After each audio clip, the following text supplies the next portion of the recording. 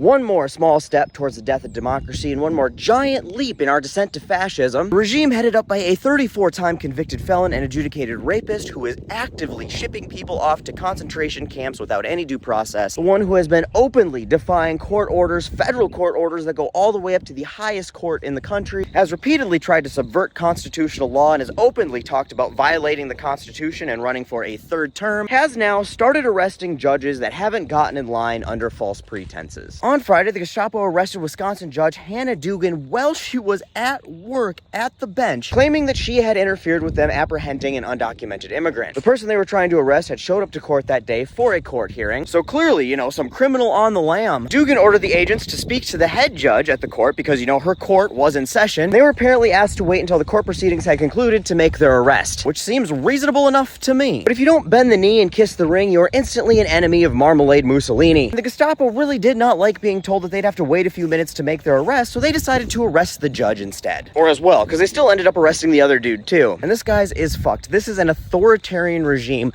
blatantly testing what they can get away with. See, first it was testing the judiciary, signing executive orders and trying to pass memos and legislation and policy that was blatantly unconstitutional and seeing if the courts would call their bluff. And then it was just blatantly ignoring court orders when they did call their bluff. They ignored lower court orders and then higher court orders and finally Supreme Court orders. And this is the final step, guys, of undermining the judiciary and taking the power away from the judiciary and resting it within the executive branch. This is kneecapping one of our cornerstone checks and balances and sending out a warning to all of the other judges in the country that even they are not safe from the wrath of this administration. And in case you were wondering, yes, this is absolutely the same thing that was happening in Nazi Germany in the 30s. Adolf sent out memos just blatantly telling judges they needed to rule in favor of Nazi ideologies. And those who didn't comply were made examples of. And this is that. This is right out of the phallic potato playbook. You cannot be an authoritarian and also have a functioning judicial system. It just doesn't work. This is it. We are past slippery slope shit. This is full free fall for fascism right now. We need to continue to stay publicly outraged by this. And I know it doesn't feel like we're doing anything when we call and write our representatives, but we need to keep on them because they are the only ones left who have the power to right this ship